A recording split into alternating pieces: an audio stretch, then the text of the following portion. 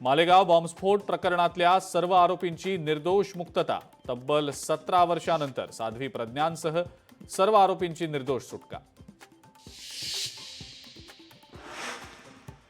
भगव्याचा विजय, हिंदुत्वाचा विजय, संन्यासी आहे म्हणून मी जिवंत। निर्दोष मुक्तता झाल्यानंतर साध्वी प्रज्ञा सिंग ठाकूर यांची प्रतिक्रिया। भगवा दहशतवाद कधी नव्हता, ना आहे, ना कधी राहणार। मुख्यमंत्री देवेंद्र फडणवीसांची मालेगाव बॉम्बस्फोट प्रकरणाच्या निकालानंतर एक्सवर पोस्ट करत प्रतिक्रिया। एक काळकुट्ट पर्व आज संपलं, हिंदू धर्मियांवरचा कलंक पुसला गेला। मालेगाव बॉम्बस्फोट प्रकरणाच्या निकालानंतर उपमुख्यमंत्री एकनाथ शिंदेंची प्रतिक्रिया।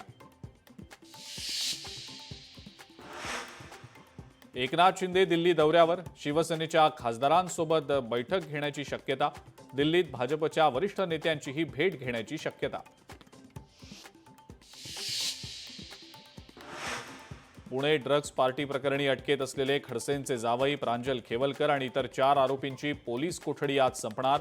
पुणे कोर्टात आरोपींना हजर केलं जाणार।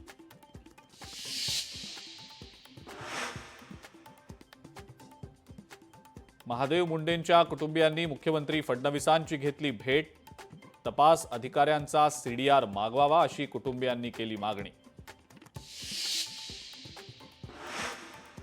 कैलास गोरंट्याल यांचा भाजपमध्ये प्रवेश, निवडणुकांच्या पार्श्वभूमीवर काँग्रेसला मोठा धक्का।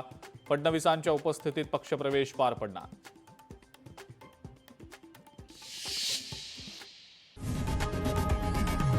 लोकशाही मराठी ऐका, पहा, जागरूक रहा।